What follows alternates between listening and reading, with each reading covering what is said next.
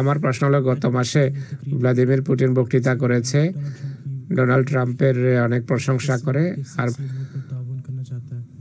আর বলেছে সে আমেরিকার সাথে সহযোগিতা করতে প্রস্তুত। নির্বাচিত হওয়ার তাৎক্ষণিক পরেই ভিডিও মেসেজ প্রচার করছে, যাতে মোবারকবাদ জানিয়েছে।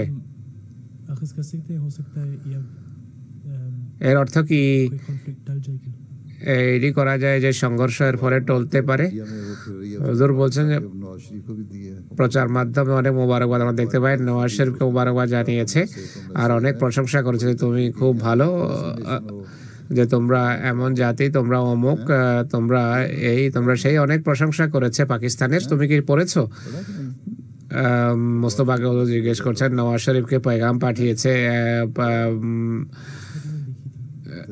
হেডলাইনে দেখেছিলাম। তোমার হুজুর বলছেন, তোমার কি মনে হয়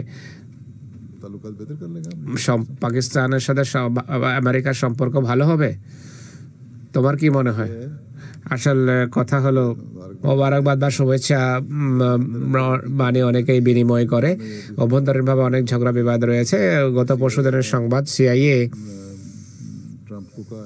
ট্রাম্পকে বলেছে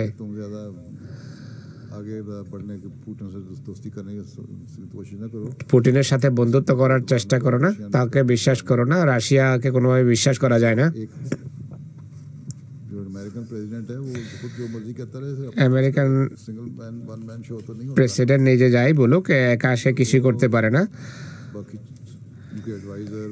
তাদের পরামর্শ সভা রয়েছে, অনেক কিছু আছে আমেরিকার পলিসির পিছনে।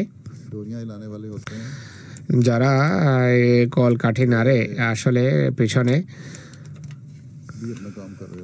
তারা কাজের আসল ক্ষমতা তাদের হাতে। যদি যুদ্ধ অচিরেই হওয়ার থাকে, সেটি টলবে না। কিছু দিনের জন্য বিলম্বিত হলেও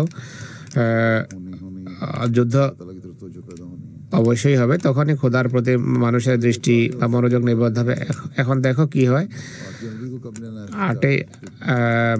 ক্ষমতা কখন হাতে নেবে? সে জানুয়ারির প্রথম সপ্তাহে মনে হয় ক্ষমতা হাতে নেবে। আসলে তখন দেখা যাবে যে কি বলে।